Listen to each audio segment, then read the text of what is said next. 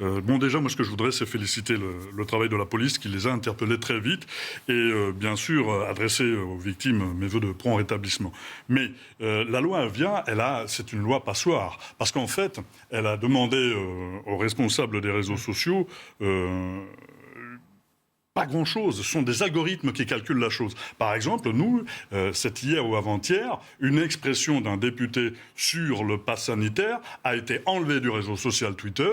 Et là, on a celle-ci ou d'autres où on nous cible, nous, où on nous montre comment nous assassiner, nous, reste et vu des centaines de milliers de fois sur les réseaux sociaux. Alors, effectivement, il faut derrière de l'humain. Sur la loi Avia, j'avais proposé des amendements en ce sens, de dire qu'il faut responsabiliser plus les réseaux sociaux, et quitte à avoir des systèmes de coercition très forts. Et le plus fort, c'est celui qui est financier. C'est la coupure ou autre. Et donc, à partir de ce moment-là, ou les amendes. Et donc, à partir de ce moment-là, on aurait derrière un contrôle humain plus efficace. On n'aurait peut-être pas ces choses-là. Là, on a un phénomène d'entraînement. Parce que moi, ce que j'ai peur derrière, c'est que ceci existe, que derrière...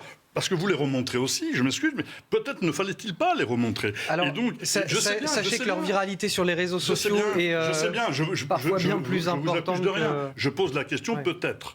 Donc, à partir de ce moment-là, voilà, il y a un phénomène d'entraînement. Et je pense que c'est de la responsabilité des réseaux sociaux. On a des lois sur la loi de 1881, puis on a des lois sur ne pas diffuser des images ou des actions ou des paroles porteurs de haine ou racistes. Tout ceci existe. On a un arsenal qui doit être appliqué et qui doit être appliqué même au plus haut niveau. Par contre, maintenant, vous aviez tout à fait raison. Cette régulation, si la France le fait seule, on a un problème. Vous savez, l'Espagne a essayé avec Google une fois de dire « mais nous, on voudrait payer nos auteurs, par exemple, de journaux ». Et a dit, écoutez, nous on dit à Google, il faut que vous payiez nos auteurs. Eh bien, Google a déférencé les journaux espagnols. 15 jours après, l'Espagne a dit, OK, on se retire et remettait les journaux espagnols. Michel Larrey, je voudrais que Jean-Didier Berger puisse s'exprimer aussi. Une législation, au moins européenne, mais en tout cas une organisation peut-être planétaire à trouver sur la violence et sur la diffusion. Je précise qu'il est important aussi d'en